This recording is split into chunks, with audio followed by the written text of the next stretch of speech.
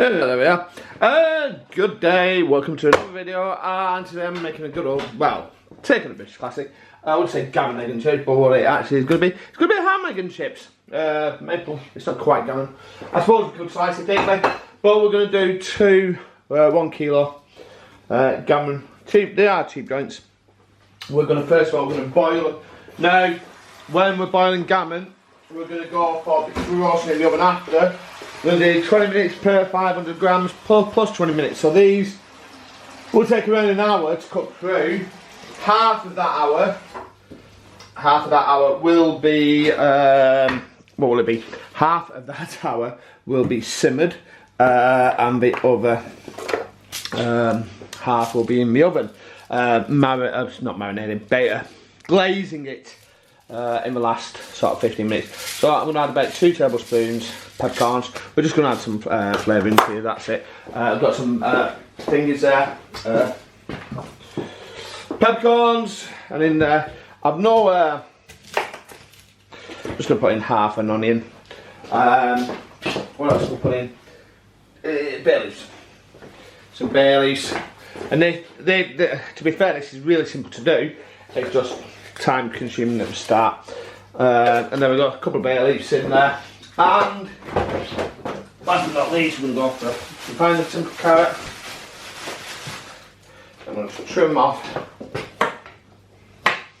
A couple of carrots in there. I need one more carrot. So there's not a lot of actual prep work in this. Most of it is just on the hob. So there you go. I'm not going to put any salt in, obviously. Gammon, plenty of salt in there anyway. Cover that up, stick it on. We're going to boil that for half an hour. Okay, and here we've got the 2 gammon that's been boiling for half an hour. It don't look the best, but I promise you it's going to taste fantastic. What I'm going to do, I am just going to slice very carefully this thick layer of skin off. I'm going to try and keep the fat underneath, but yeah, this fat, I mean, I can eat it, but it's very chewy. If I do this, the fat will render nicely on top and soak up more of the what am I putting on it? The honey and mustard, that's it. And my knives are in desperate need. I mean desperate need, to the point I'll probably be sharpening it now after this. Generally speaking though, it's fairly easy to do. It comes off quite nicely. I might, well, probably give a little bit of it to the cat for a treat. You can eat it yourself if you wished. You can probably hear. There you go, it doesn't actually need a knife. And there we go. That's done. I've just put that there because it's going to fall over if I don't do that. So the next stage is hit or miss if you're going to do this. Some people like them. I think they do add a bit of flavour. I do pull them out afterwards if I'm honest, but I'm just going to make some generous crisscross pattern.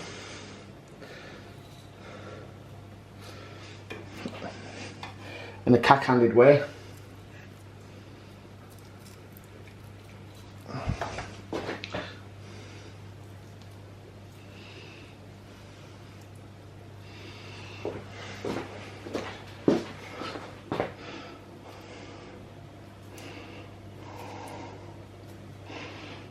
And we're going to stud that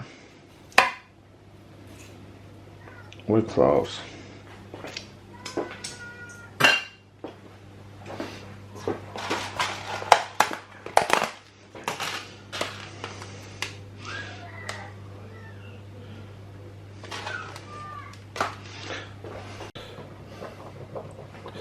Yeah, so we're going to just stud between these, call them diamonds I suppose. Put a stud between them. This is probably the most annoying part of this. I don't enjoy doing it myself. I should have put black gloves on really, but oh well. So there we go. I'll come back when these are ready to go in the oven. Okay, these are done now, so what I'm going to do is cover them in a bit of foil. This can be then, I mean you can do this the night before, I often do, just running short on time last night, so I'm going to cover these, and at about and then because I only take another half, I remember half the cooking time is in the oven.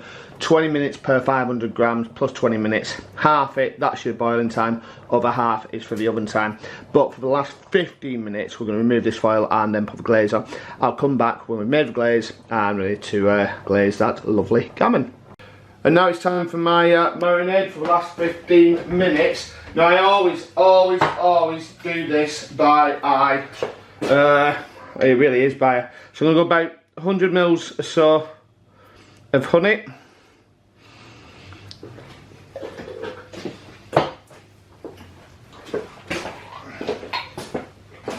A very generous tablespoon or so of whole grain mustard. And then the piece de resistance, as they call it, instead of Worcestershire sauce, Dorsetshire sauce. That just gives it a little bit of liquidity rather than being that thick. Going stops that honey from completely burning over. Just going to rinse that over.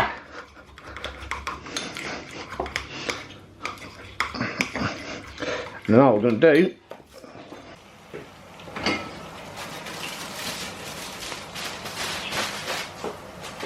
the last 15 minutes.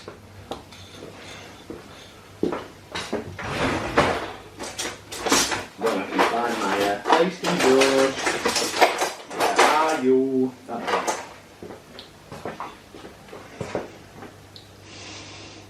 Oh, so instead what I'm going to do, I'm just going to pour it on actually.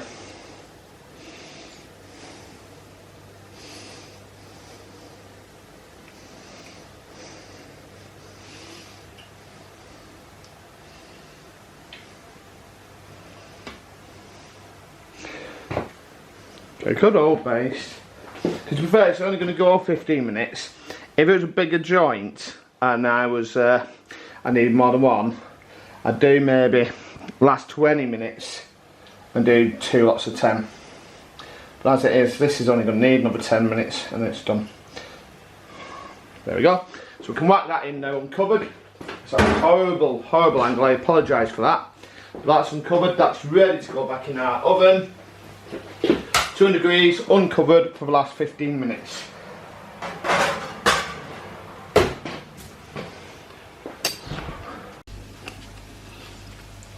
So a little bit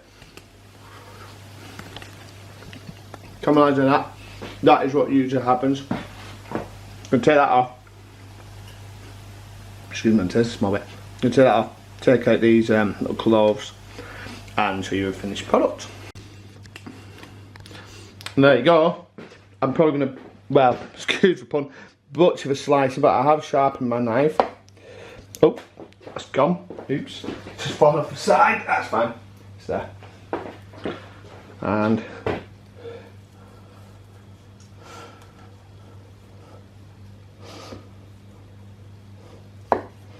cuts.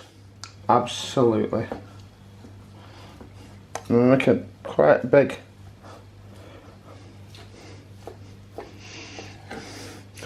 There you go, our beautiful honey and mustard